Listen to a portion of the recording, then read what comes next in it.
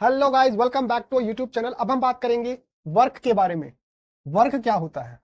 देखो, general language के अंदर हम क्या करते हैं, जैसे मान लो कि ये कोई जो है वो पर्वत है, इस पर कोई व्यक्ति जो है, अगर कोई पर्सन जो है फोर्स लगा रहा है तो हम क्या बोलेंगे, ये इस पर वर्क कर रहा है। लेकिन फिजिक्स की लैंग्वेज में इसको वर्क नहीं बोला जाता है। क्यों? क्योंकि इसके अंदर जब ये इस पे ऊपर फोर्स लगा रहा है, बल लगा रहा है, तो इसके अंदर किसी भी तरीके का कोई मूवमेंट नहीं हो रहा है।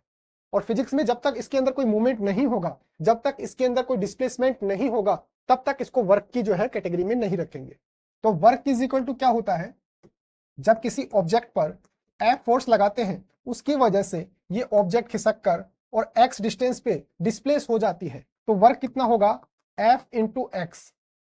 यानी कि फोर्स, जितना फोर्स लगाया है उस ऑब्जेक्ट पे और उसके अंदर कितना डिस्प्लेसमेंट यहां पर क्रिएट हुआ है, उन दोनों का मल्टीप्लाई अगर कर देंगे तो ये वर्क के इक्वल हो जाएगा। अब बात करें कि अगर फोर्स जो है इस तरीके से किसी एंगल के अंदर लग रहा हो और डिस्प्लेसमेंट इस तरीके से हो रहा हो, तो इन दोनों के अंदर अगर कोई एंगल अगर क्रिएट हो रहा है, तो यहां पर ये जो फॉर्मूला है, जहां अभी हमने लिखा W is equal to F into X, तो यहां पर F into X cos theta हो जाएगा। यहां पर थीटा का वैल्यू क्या होगा, जो यहां पर ये थीटा की वैल्यू आएगी वो होगा। अब यहां पे अगर हम बात करें कि अगर theta is equal to 90 degree हो जाए, तो ये कोस थीटा क्या हो जाएगा, जीरो। यानी कि उस कंडीशन के अंदर क्या हो जाएगा, वर्क जो है वो जीरो हो जाएगा।